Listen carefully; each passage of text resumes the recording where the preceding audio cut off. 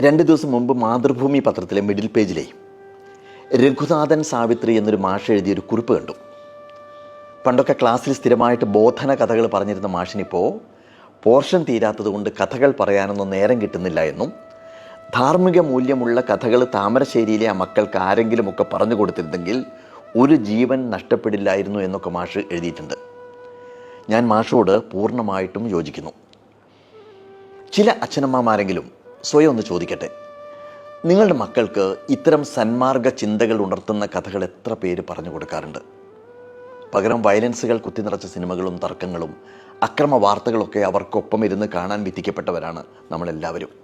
ഞാൻ ആരെയും കുറ്റം പറയല്ല, നമ്മുടെ മുന്നിലിപ്പോൾ അതേ ഉള്ളൂ. ഞാൻ ഈ സോഷ്യൽ മീഡിയയിലൂടെ എത്രയോ കൊല്ലങ്ങളായിട്ട് ഇങ്ങനെ സന്മാർഗ കഥകൾ പറഞ്ഞുകൊണ്ടേയിരിക്കുകയാണ്. ചിലർക്ക് എന്നോട് ചോദിക്കും, എന്തിനാണ് ഇങ്ങനെ ഈ കഥകൾ പറഞ്ഞുകൊണ്ടേയിരിക്കുന്നതെന്ന്.